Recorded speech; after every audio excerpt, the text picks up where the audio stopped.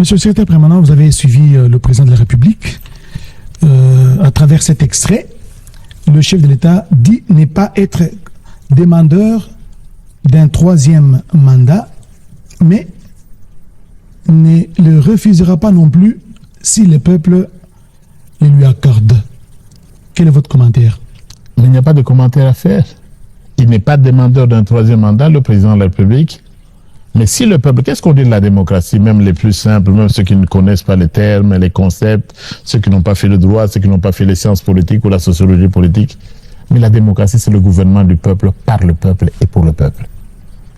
Si le peuple le veut, le président Félix-Antoine Tshisekedi Tshilombo acceptera un troisième mandat. Parce que la démocratie, c'est le gouvernement du peuple. On ne peut pas vouloir une chose et son contraire. J'ai suivi des commentaires et vous allez peut-être sûrement y revenir tout à l'heure. Vous savez, le problème de notre pays, c'est lequel? Mais vous ne pouvez pas avoir de démocratie si vous n'avez même pas de démocrates dans l'opposition. Ça veut dire quoi ça? Mais comment? Comment vous allez interdire à un peuple de se prononcer? Si un peuple décide, il a décidé en démocratie, c'est comme ça que ça existe. Partout dans le monde, c'est ça le régime démocratique.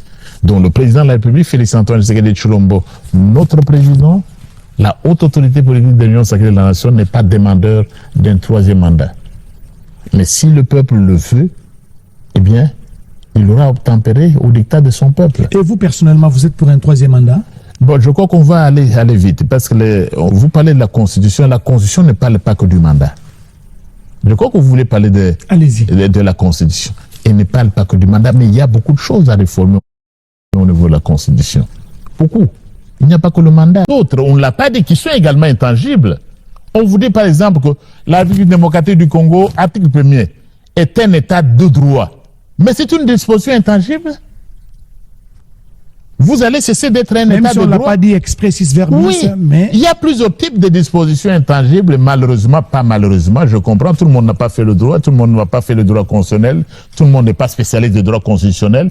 Il y a des dispositions intangibles expresses et tout le monde ne voit que l'article 220, mais il y en a d'autres, plusieurs autres. Mais je vais vous donner un exemple. Tout le monde a droit à l'égalité. Dans le cours de droit constitutionnel, il veut changer la Constitution pour le troisième mandat. Mais il n'a pas ce pouvoir, c'est le peuple qui va changer. C'est le peuple qui veut, qui peut changer les choses. Donc, je crois que c'est l'ignorance. Vous savez, même chez les religions, on vous dit, bon, l'ignorance, c'est un grand problème.